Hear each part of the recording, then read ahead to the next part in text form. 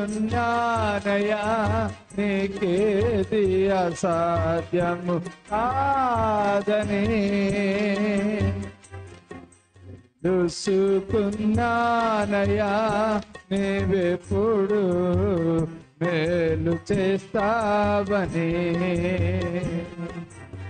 ఎదిగి ఉన్నానయా, నీకేది అసాధ్యము కాదని తెలుసుకున్నానయా, నీవెప్పుడు మేలు చేస్తావని. హల్లెలూయా. చాలా చక్కని పాట, మన ప్రసంగానికి దగ్గరగా ఉన్న పాట. ఈరోజు వాక్య భాగాలు చదివినప్పుడు ఒక మంచి వాక్యం మిస్ అయ్యాము, అదే మూల వాక్యం. యోహాను రాసిన సువార్త 16వ అధ్యాయము 33వ వచనం. లోకంలో మీకు శ్రమలు కలుగును, అయినను ధైర్యము తెచ్చుకొనుడి, నేను లోకమును జయించి ఉన్నాను. దేవునికి స్తోత్రం. హల్లెలూయా. నాయందు మీకు సమాధానము కలుగునట్లు ఈ మాటలు చెప్పుచున్నాను. లోకంలో మీకు ఏం కలుగుతాయి? శ్రమలు కలుగును. All right. ఈ దినాన చక్కని విషయాలు మనం నేర్చుకుంటాం. లోకంలో శ్రమల మధ్య దేవుణ్ణి గుర్తించడం, శ్రమల మధ్యలో దేవుని సన్నిధి. ఒకసారి మీకు చెప్పాను, మరలా చెప్తాను. గోవా చాలా చక్కని ప్రదేశం, అన్యులకు ఎంజాయ్ చేసే స్థలం, మనకి కూడా ఎంజాయ్ చేస్తాం. మన అంటే డాల్ఫిన్ చూస్తాము. మేమేం చేసాము, అక్కడ ఒక మంచి బోటింగ్ దగ్గరికి వెళ్ళాం.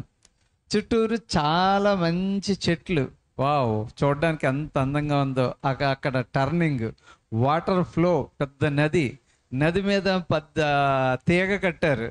దానికి మళ్ళీ దానిలో కూర్చుని ఎలాగ వెళతా ఉన్నారు. చాలా బాగుంది. దాని మీద డ్రైవ్ చాలా బాగుంది. అక్కడ బోట్స్ ఉన్నాయి, అదేంటి వాటర్ బోట్స్. దానిలో ఏంటంటే పిల్లలు ఎక్కి ఆడుకుంటూ హ్యాపీగా అలా తిరిగి వస్తూ ఉన్నారు. ఇద్దరు వెళ్ళొచ్చు, గుంపుగా వెళ్ళొచ్చు. అందరూ కలిసి ఒక చక్కగా వెళ్తూ ఉంటే ఆ చల్లని గాలికి చక్కగా తల ఎగురుతూ, డ్రెస్ ఎగురుతూ, చలి పెడుతూ చాలా బాగుంటుంది అనమాట. ఆ ఏరియాలో నించుంటే ఎంత ఆనందం కలుగుతుందో. చక్కని మేఘాలు, బ్లూ స్కై, దాని మీద చల్లని మేఘాలు. ఆ సీన్ చూడాల్సిందే.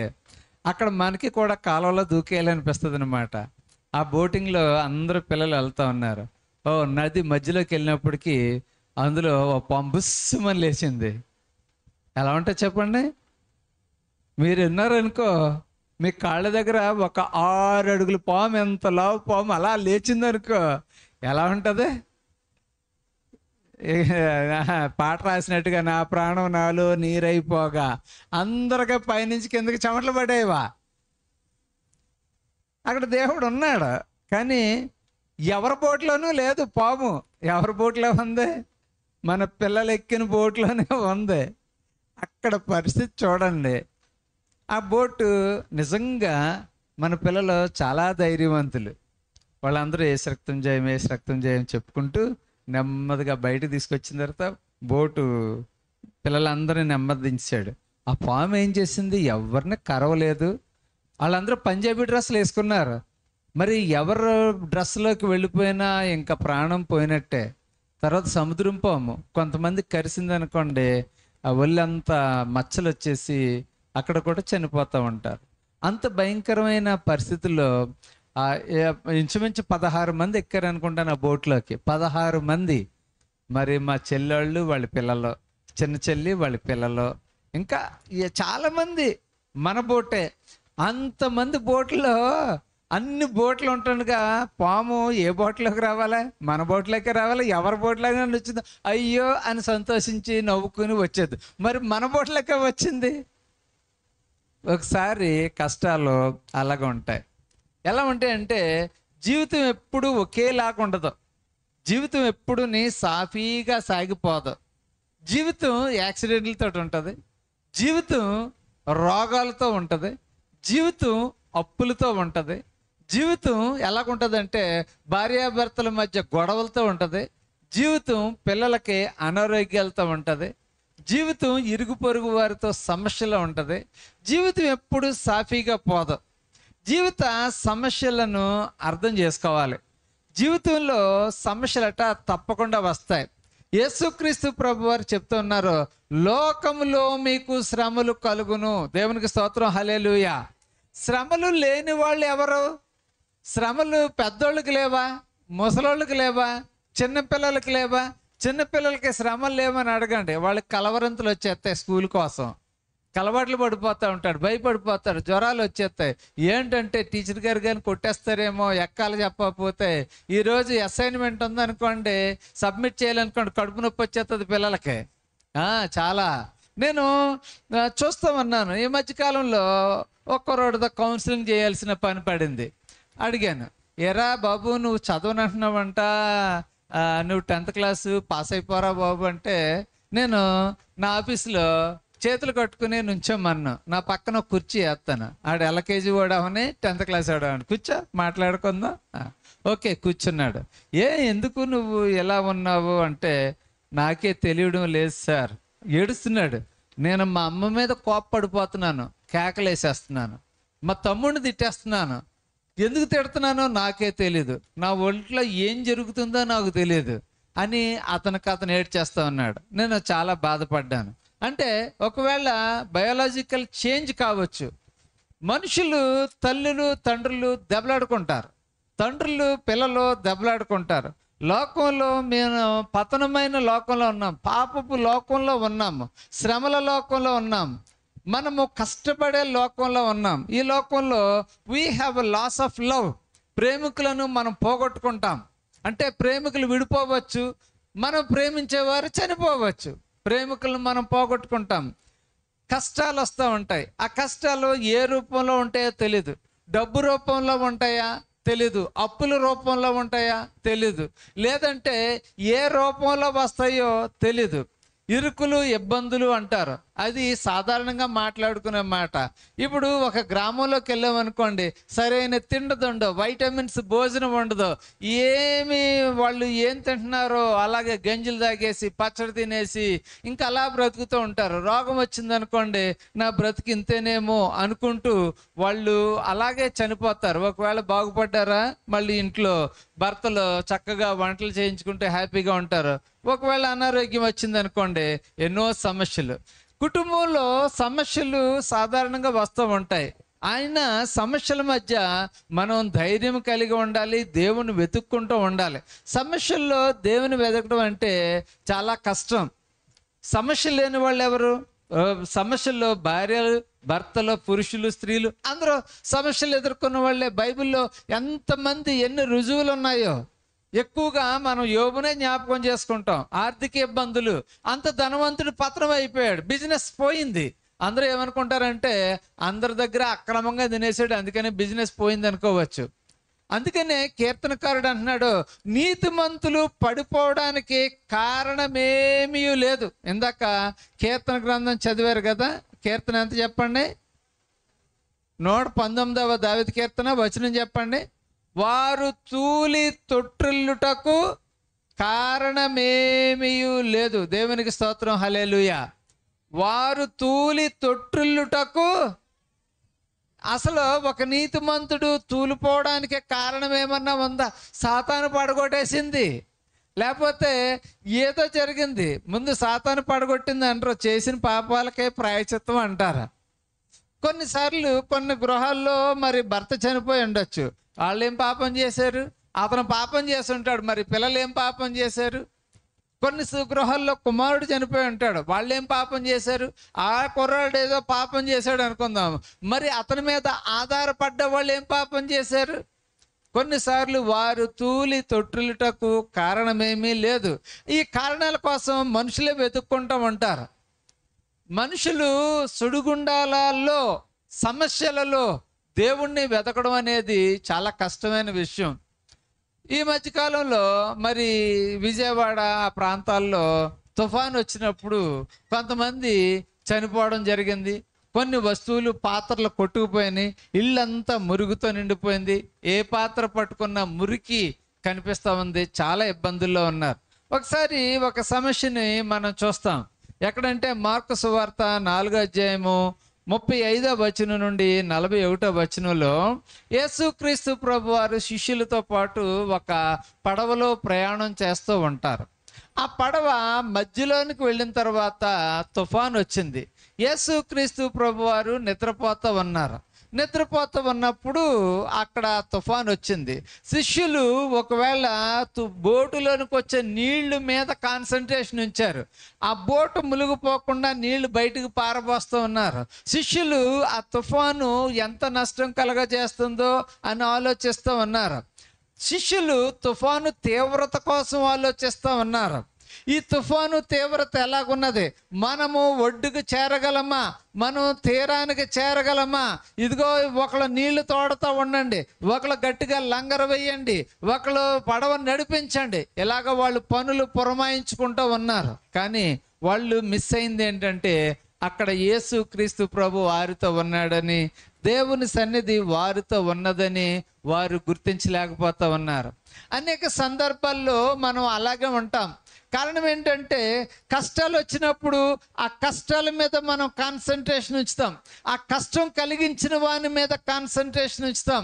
తండ్రి కొడుకులు దెబ్బలాడుకున్నారు అనుకోండి, అసలు దెబ్బలాట రావడానికి కారణం ఆలోచించరు. కొడుకు ఎలాంటి ప్రవర్తన కలిగి ఉన్నాడు అనుకుంటాం, తండ్రి ఎంత మూర్ఖంగా ఉన్నాడు అనుకుంటాం. ఇద్దరికి గొడవల కోసం, ఆ గొడవ ప్రభావం ఏ పోలీస్ స్టేషన్కి వెళ్తుందో, ఎంత పెద్దల మధ్యకి వెళ్తుందో, ఎంత తీవ్రత కలిగి ఉంటుందో అనేది ఆలోచిస్తూ ఉన్నాం. కానీ అక్కడ యేసుక్రీస్తు ప్రభు వారు సన్నిధి సహవాసం ఉన్నది. మనం ముందు ఆయనతో ఒక మాట చెప్పుకుందాం అని మనం ఆలోచించాం.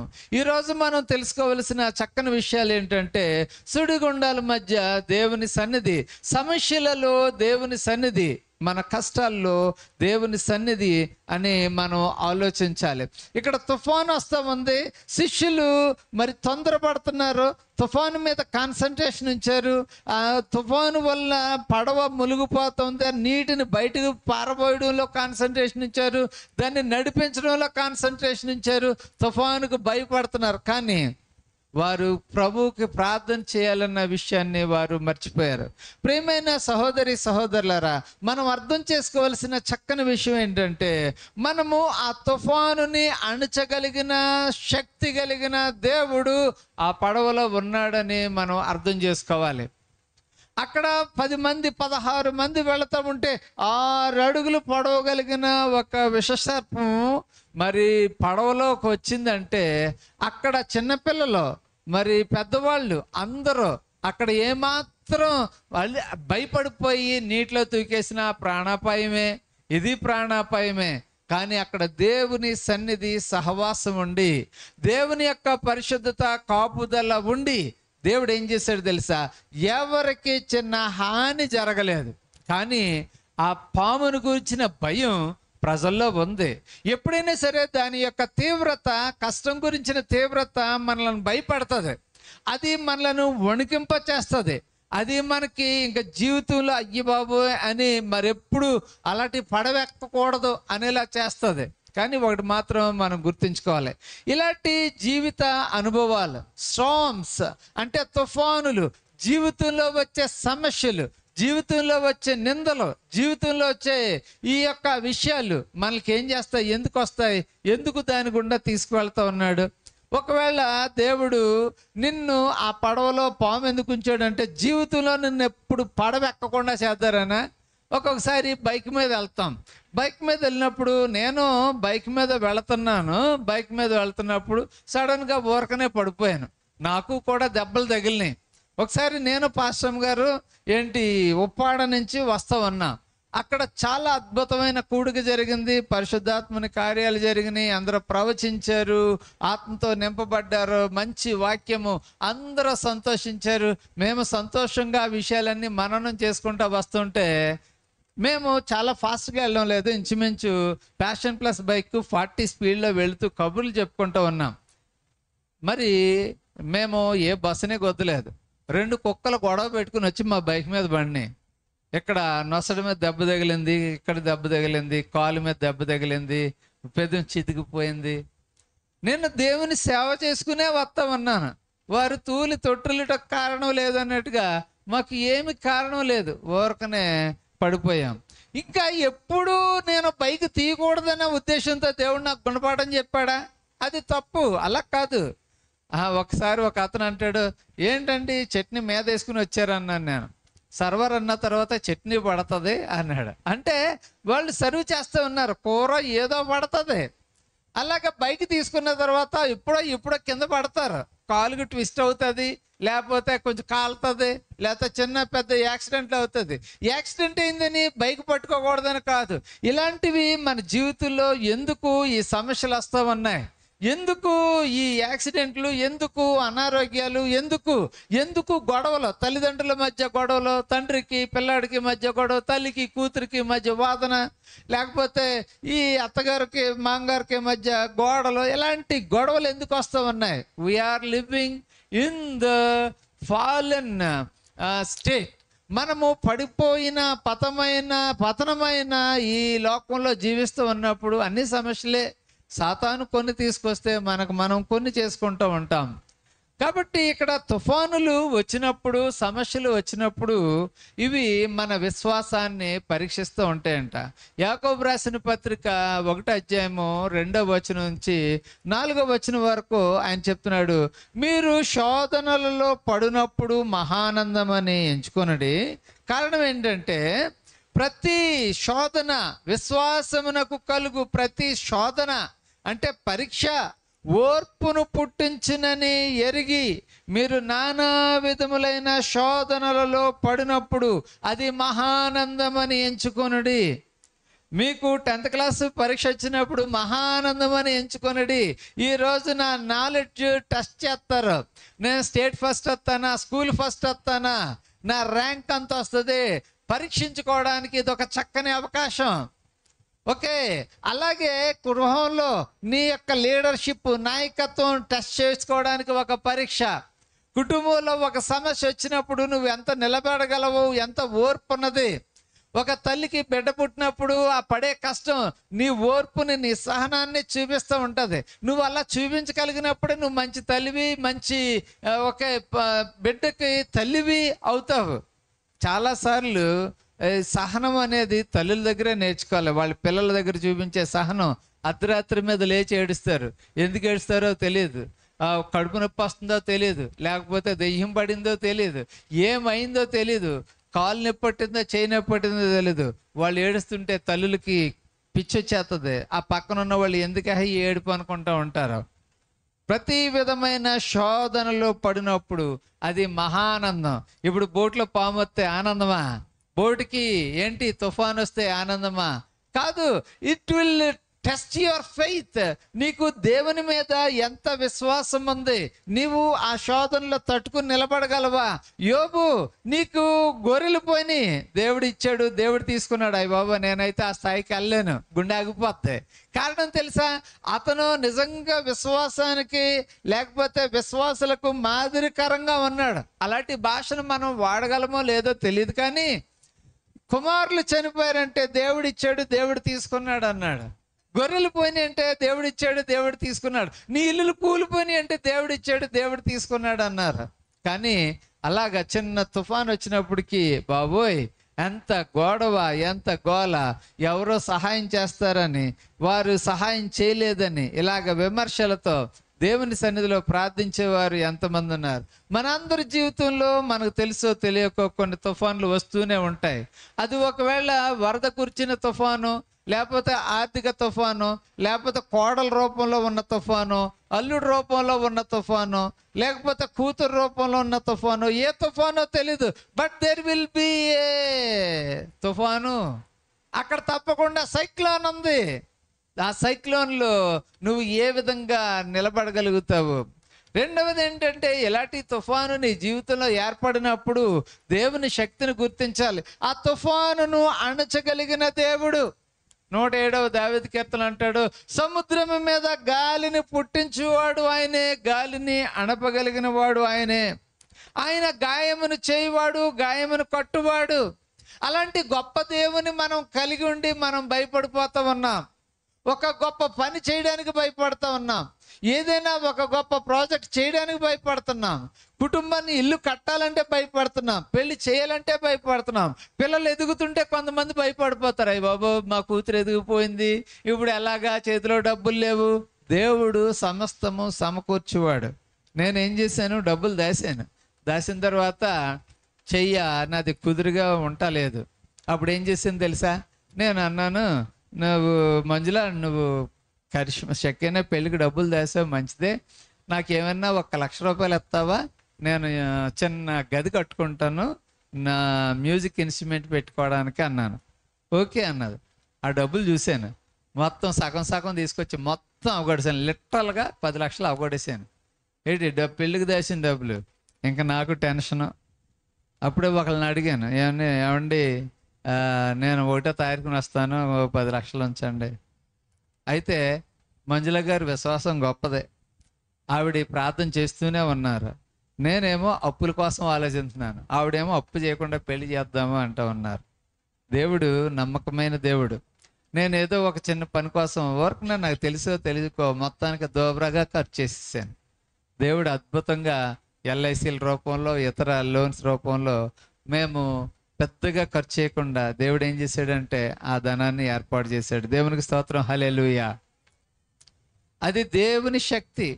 దేవుడు చేయగలడు అనే విశ్వాసాన్ని మనం కలిగి ఉండాలి. అంతేగాని మనం అయ్య బాబాయ్ గుండె ఆగిపోయింది, పిల్ల పెరిగిపోయింది, చేతిలో డబ్బులు కనబడతలేదు, పిల్ల ఎదిగిపోయింది, ఎలా పెళ్లి చేయాలి, మరి చదువుకు పంపించాలంటే భయం, రోడ్డు మీదకు పంపించాలంటే భయం, అర్ధరాత్రి 10 గంటలకు వచ్చిందంటే, రాత్రి 10 గంటలకు వచ్చిందంటే ఎంతసేపు ఏం చేసావు, భయం. ఏంటంటే ఇన్సెక్యూరిటీ. వాళ్ళు పిల్లల కోసం భయపడిపోతారు, కొడుకుల కోసం భయపడిపోతారు, కూతుల కోసం భయపడిపోతారు. దేవుని యొక్క కాపుదల వారి చుట్టూరు ఉన్నదని మనం గుర్తించాలి. దేవుని స్తోత్రం, హల్లెలూయా. మరి నిజంగా చెప్తా ఉన్నాను, ఆ అనుభవాన్ని మీకు తెలియదు. కానీ 6 అడుగులు పొడవున్న పాము, ఇదిగోనండి ఇక్కడ నుంచున్నాడు, ఇక్కడ ఉంది. ఏం చేయాలి చెప్పండి? అప్పుడు మన పేరు ఎమిల్ ఆశీష్ అలా ఉండిపోయాడు 2 సెకండ్లు, మాటలేదు. అందరూ అలాగే ఉన్నారు. కొంతమంది కేకలేసి అనేసి కేకలేయడం లేదు, అలాగ ఉండిపోయారు. ఏంట్రా ఏమైపోయింది? ఆ పాము గట్టిగా అరిస్తే మళ్ళీ ఎవరి మీదైనా దూకొచ్చు, కళ ఏసు రక్తం చేయి అని చెప్పుకుంటూ ఉండిపోయారు. కొన్నిసార్లు అలా మన జీవితాల్లో ఎదురుగా వచ్చిందనుకోండి సమస్య, మనం ఏ విధంగా డీల్ చేస్తాం? చాలా కష్టం. తుఫాను మన జీవితాన్ని, విశ్వాసాన్ని పరీక్ష చేస్తాయి. తుఫాను దేవుని శక్తిని గుర్తించేలా చేస్తాయి. ఇది దేవుని కార్యము, దేవుడు చేస్తాడు, దేవుడే చేయగలిగిన సమర్థుడు. కారణం ఏంటంటే ఆయన తుఫానును గద్దించు దేవుడు. ఆయన గద్దించగా తుఫాను నిమ్మళించింది. నీ జీవితంలో కొన్ని తుఫాన్లు వచ్చినాయి, నా జీవితంలో కొన్ని తుఫాన్లు వచ్చినాయి. ఆయన గద్దించాడు, కానీ ఆయన గద్దింపు కోసం నేను వెయిట్ చేయాలి. ప్రభువా ఇదిగో నా ప్రాణాన్ని రక్షించు, మేము నశించిపోతున్నాము, మమ్మల్ని రక్షించు. శిష్యులందరూ అడుగుతున్నారు. వాళ్ళు అడిగేంత వరకు ఆయన నిద్రపోతూనే ఉన్నాడు. ఆయన ఓడ అమరం మీద అలా నిద్రపోతూ ఉన్నాడు. ఆయన మీద తుఫాను పడతలేదా, చినుకులు పడతలేదా, ఆయన ఫీల్ అవ్వడం లేదా? ఆయన్ని తుఫాను ఏం చేయలేదు. ప్రియమైన దేవుని బిడ్డలారా, తుఫాను నిన్ను నన్ను ఏం చేయలేదు. నీ కుటుంబంలో తుఫాను రేగవచ్చు, నా కుటుంబంలో తుఫాను రేగవచ్చు. ఆ తుఫాను కొడుకు ద్వారా రావచ్చు, ఆ తుఫాను కూతురు ద్వారా రావచ్చు, ఆ తుఫాను కోడల ద్వారా రావచ్చు, ఆ తుఫాను అల్లుడి ద్వారా రావచ్చు. తుఫాను ఎలా వచ్చింది అనేది కాదు, ఆ తుఫానుని గద్దించగలిగిన శక్తి దేవునికే ఉంది. దేవునికి స్తోత్రం చెప్తాం, హల్లెలూయా. తుఫానులు ఏం చేస్తాయి, సమస్యలు ఏం చేస్తాయి అంటే మనలను దేవుని వైపు నడిపిస్తాయి. నేను తుఫాను వైపు నడవను, ఎందుకంటే నేను తప్పించుకోవడానికి అప్పుడు దేవుని వైపు తిరుగుతాను. ఏదైనా పెద్ద వర్షం వస్తుంది, తుఫాను, పెద్ద ఉరుము శబ్దం వచ్చింది, యేసయ్యా రక్షించు, పిడుగు నా మీద పడకుండా సహాయం చేయి. వెంటనే మన అటెన్షన్ ఎక్కడికి వెళ్ళిపోతే దేవుని పైకి వెళ్ళిపోతాయి. మన పిల్లలు అనారోగ్యంతో ఉన్నారు, డాక్టర్ గారు అని అరవం, దేవా అనారోగ్యం వచ్చింది స్వస్థత చేయి. తుఫానులు మనం ఏం చేస్తాయంటే మనలను దేవుని వైపుకి నడిపిస్తాయని మనం గుర్తుంచుకోవాలి. రోమీయులకు రాసిన పత్రిక 8వ అధ్యాయము 28వ వచనం ఒకసారి చదువుదాం. రోమీయులకు రాసిన పత్రిక 8వ అధ్యాయం. దేవుని ప్రేమించు వారికి అనగా ఆయన సంకల్పము చొప్పున పిలువబడిన వారికి మేలు కలుగుటకై సమస్తమును సమకూడి జరుగునని దేవునికి స్తోత్రం, హల్లెలూయా. దేవుని ప్రేమించు వారికి జరుగుతాయట. దేవునికి స్తోత్రం, హల్లెలూయా. అంటే దేవుని ప్రేమించిన వారికి సమస్య లేదు, దాని గురించిన పట్టింపు మనకు లేదు. దేవుని ప్రేమించే నీ కోసం నా కోసం. విశ్వాసం అంటే మన ప్రశ్నలకు సమాధానం దొరకడం అనుకుంటారు చాలామంది. అంటే నాకు ఒక సమస్య ఉండిపోయింది, నేను దేవుని మీద విశ్వాసం ఉంచాను, నా సమస్యకు పరిష్కారం దొరికింది. లేదు, విశ్వాసం అంటే మన ప్రశ్నలకు సమాధానం దొరకడం కాదు. విశ్వాసం అంటే గమ్యం తెలియని పరిస్థితిలో దేవునిపై ఆధారపడడం విశ్వాసం. మనకి ఎలా వెళ్ళాలో తెలియదు, నాకు ప్రశ్న ఉండిపోయింది, అక్కడికి ఎలాగ వెళ్ళాలి, అది కాదు నా ప్రశ్న. దేవుని పైన నేను ఆధారపడి ఉంటే దేవుడు నన్ను గైడ్ చేస్తాడు, అది విశ్వాసం అంటే. కానీ చాలామంది ఏం చేస్తారంటే దేవుని పైన ఆధారపడరు, డబ్బు పైన ఆధారపడతారు, వారి నాలెడ్జ్ పైన ఆధారపడతారు, వారి ఫ్రెండ్స్ మీద ఆధారపడతారు. నేను నా ఫ్రెండ్స్ ఉన్నారు, వాళ్ళందరూ నాకు సహాయం చేస్తారు అనుకుంటారు. శిష్యులు 12 మంది ఉన్నారు. ఆ నీటిలో ఆధారం లేని ఆ నీటిలో ఏ విధంగా బోట్ కంట్రోల్ అవుతుంది? బోట్ ఎప్పుడు కంట్రోల్ అవ్వదు. అది నీరు మీద ఉన్నది బోటు, దానికి బ్రేకులు ఉండవు, దానికి ఏ విధమైన ఆధారం లేదు అక్కడ కంట్రోల్ చేయడానికి. మన జీవితాలు కూడా వాటర్ మీద నడిచే బోట్ లాగా ఉన్నది, దానికి ఆధారం లేదు, కంట్రోల్ చేయడానికి బ్రేకులు లేవు, అది కంప్యూటర్ మీద నడుస్తలేదు, అది కేవలము విశ్వాసం మీదనే నడుస్తూ ఉంది. కంప్యూటర్ మీద నడిస్తే మనం కంట్రోల్ చేయొచ్చు, అది బ్రేకులు ఉంటే మనం వేయచ్చు. కానీ ఈ జీవితానికి బ్రేకులు ఎక్కడున్నాయి? గమ్యం తెలియని మంద ప్రయాణం. కానీ దేవునిపై ఆధారపడాలి మనం. అందుచేత యోహాను రాసిన సువార్త 16వ అధ్యాయము 33వ వచనంలో యేసుక్రీస్తు ప్రభువారు చాలా చక్కగా చెప్తా ఉన్నారు. ఏమంటున్నారంటే, నా యందు మీకు సమాధానము కలుగునట్లు. దేవునికి స్తోత్రం, హల్లెలూయా. సమాధానము ఎక్కడ ఉన్నది? ఒక ఆయన చక్కని పాట రాశాడు, ఏంటి తెలుసా? సమాధానం ఎక్కడ ఉందని, సంతోషం ఎక్కడ ఉందని, సమాధానం ఎక్కడ నీకు దొరుకునని. కొంతమంది కొండలకు వెళ్తారు, కొంతమంది సమాధానం దొరుకుతుందని పార్కులకు వెళ్తారు, కొంతమంది సమాధానం దొరుకుతుందని టూరిజానికి వెళ్తారు. నా యందు సమాధానం ఉంది. దేవునికి స్తోత్రం, హల్లెలూయా. సమాధానం కోసం మత్తు పానీయాలు తీసుకుంటున్నారు కొంతమంది. సమాధానం కోసం ఒక ఆయనట కొంచెం లావ్ అవుతాడేమో అని బీరు తాగడం మొదలెట్టాడంటే, ఎవరో చెప్పారు బీర్లు తాగితే లావ్ అయిపోతాడని. 100 బీర్లు తాగండి, లావ్ అవ్వడం, మత్తుకు బానిస అయిపోతాడు. ఇలా సన్నగా ఉన్నవాళ్ళు ఎప్పుడు సన్నగానే ఉంటారు, వాళ్ళు 100 సంవత్సరాలు వచ్చినా సన్నగానే ఉంటారు. కారణం ఏంటంటే బయాలజికల్ ప్రాబ్లం అది. బీరు తాగేస్తే మందు ఆల్కహాల్ తీసేసుకుంటే లావ్ అయిపోతారా? అయిపోరా. నువ్వు లావ్ అయిన వాడివి, నువ్వు ఎంత చేసినా సరే ఆ లావ్ ఎప్పుడు అలాగా ఉంటుంది. మరి తగ్గాలంటే చాలా కష్టం. దానికి మళ్ళీ నువ్వు పేషెంట్ అయిపోయినట్టుగా అయిపోవాలి, అప్పుడు ఏదైనా అద్భుతం జరుగుతుంది. యేసుక్రీస్తు ప్రభు వారు చెప్తున్నారు, నా యందు మీకు సమాధానము కలుగునట్లు. దేవునికి స్తోత్రం, హల్లెలూయా. మనము ఈ అధ్యాయం చూసినప్పుడు మీరు ఇంటికి వెళ్ళిన తర్వాత చదవండి. 14వ అధ్యాయము, 15వ అధ్యాయము, 16వ అధ్యాయం, ఈవెన్ 17వ అధ్యాయం కూడా. ఈ 13వ అధ్యాయం నుంచి 13, 14, 15, 16, 17 ఈ 5 అధ్యాయాలు ఏంటంటే అప్పర్ రూమ్ డిస్కోర్స్ అంటారు. అప్పర్ రూమ్ డిస్కోర్స్ అంటే యేసుక్రీస్తు ప్రభువారు ఆఖరిగా మిద్దె మీద చేసిన ప్రసంగాలు. అక్కడ నేను వెడిలిపోతున్నాను, నేను ఆరోహణం అయిపోతాను, ప్రజలు నన్ను సిలువేసేస్తారు, నేను చనిపోతాను, నన్ను సమాధి చేసేస్తారు, శిష్యులకు నేను దూరం అయిపోతున్నాను, నా టార్గెట్ ముగించాను, ఇప్పుడు ఈ శిష్యుల పరిస్థితి ఏంటి అని ఒక వరి ఏర్పడింది యేసుక్రీస్తు ప్రభువుకి. వరి ఏర్పడినప్పుడు ఆయన కీప్ ఆన్ టాకింగ్, ఆయన మాట్లాడుతూనే ఉన్నాడు. ఆయన మాట్లాడుతూ ఏమంటున్నాడంటే, నేను మిమ్మల్ని అనాథులుగా విడవను, నేను మీ దగ్గర తిరిగి వస్తాను, నేను పారాక్లటోస్ ఆదరణకర్తను మీకు ఇస్తాను. ఆయన నేను చెప్పిన మాటలనే రిపీట్ చేసి మీకు బోధిస్తారు. ఆయన కొత్తగా ఏమీ బోధించడు అని అలా బోధిస్తూ వారు ఏ విధంగా సంతోషంగా ఉంటారో అనే విషయాన్ని తెలియచేస్తామన్నాడు. చూడండి, నా యందు మీకు సమాధానము కలుగునట్లు. దేవునికి స్తోత్రం, హల్లెలూయా. యేసులో సమాధానము, యేసులో శాంతి, యేసులోనే సమాధానము.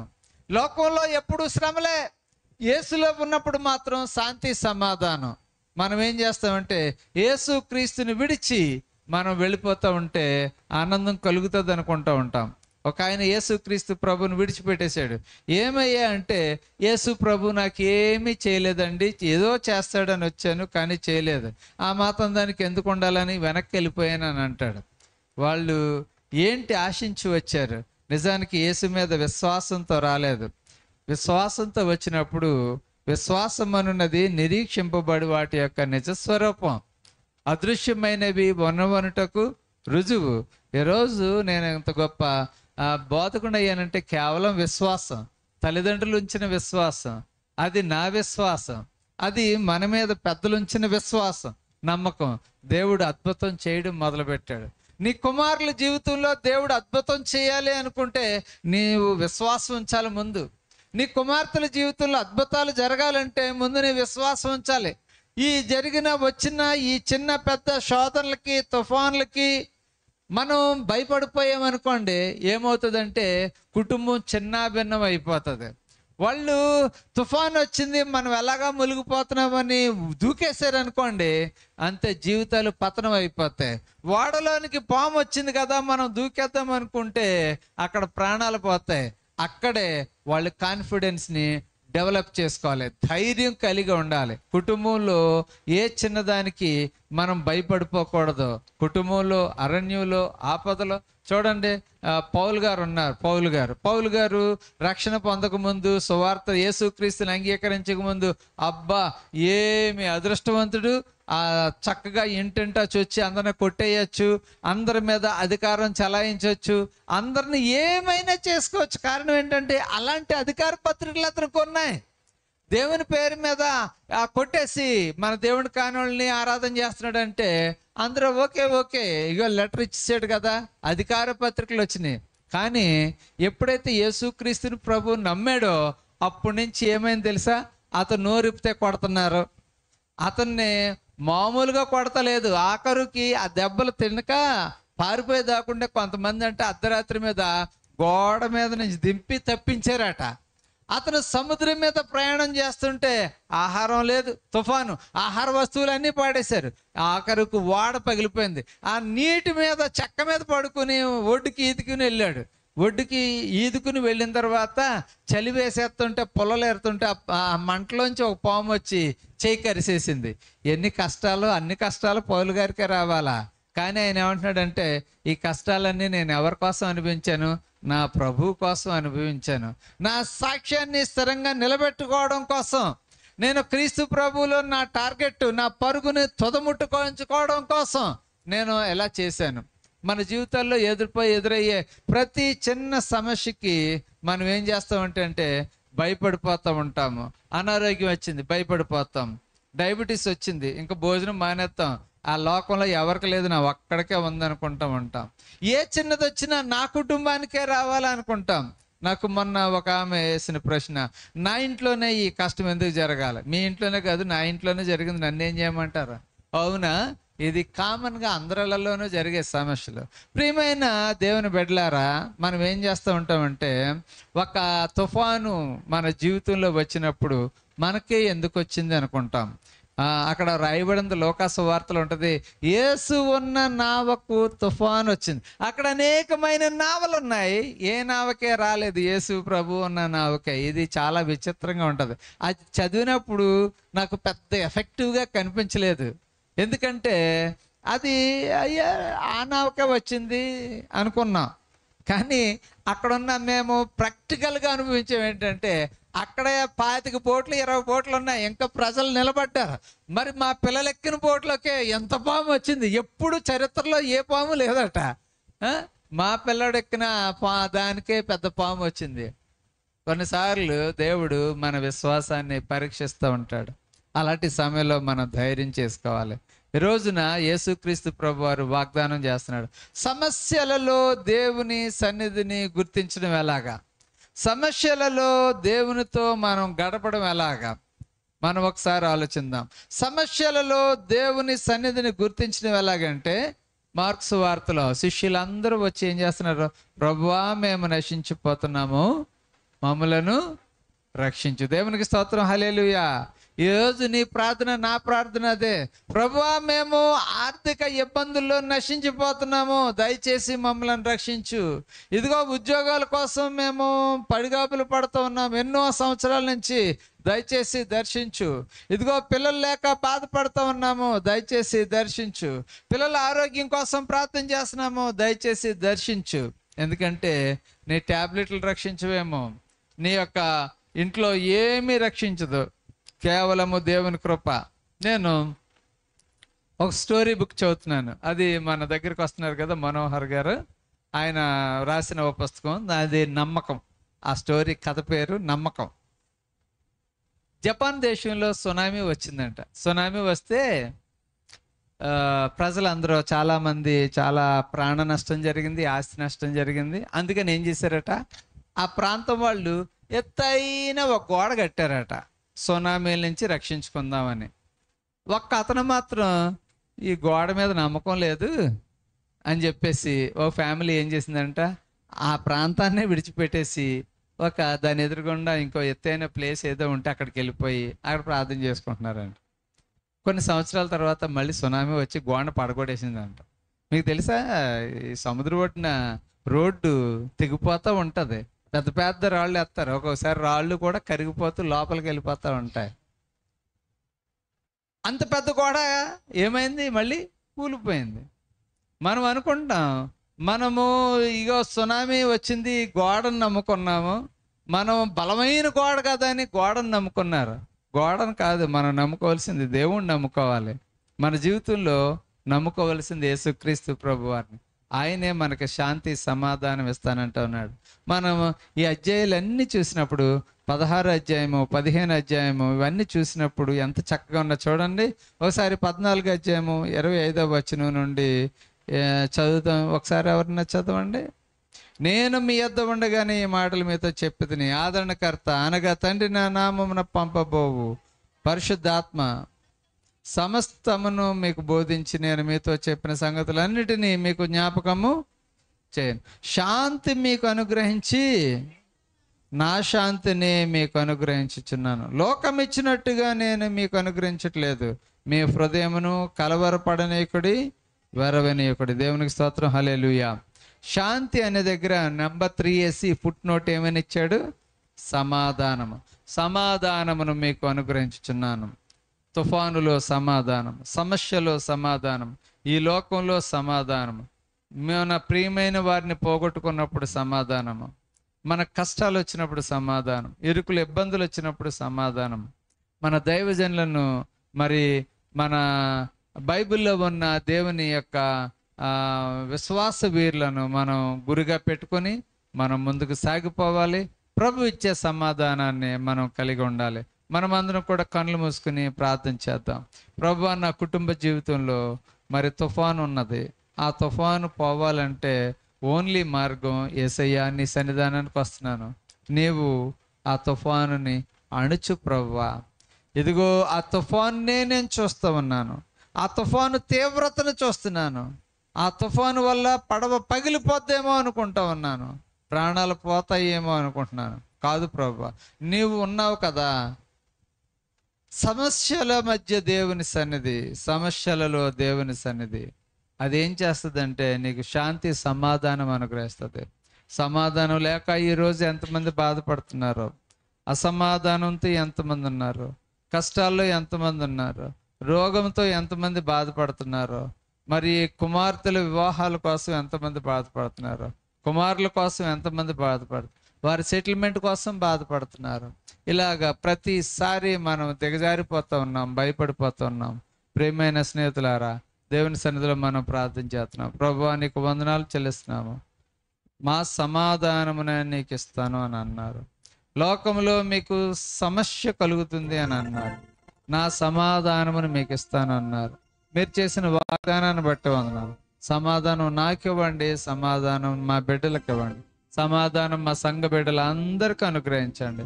ఈ రోజున మా కుటుంబాల్లో, మా యొక్క సంఘ బిడ్డల కుటుంబాల్లో ఉన్న ప్రతి తుఫానును యేసు నామములో గద్దిస్తూ ఉన్నాము. యేసు నామములో తుఫానా మా కుటుంబాల నుంచి, మా సంఘస్థుల కుటుంబాల నుంచి దూరముగా పొమ్మని ఆజ్ఞాపిస్తూ ఉన్నాము. సహాయం చేయండి. యేసు క్రీస్తు నామమును బట్టి అడుగుచున్నాము తండ్రి, ఆమేన్. ఈ సమయంలో ఒక ప్రత్యేకమైన పాట పల్లవి చరణం పాడుకుందాం.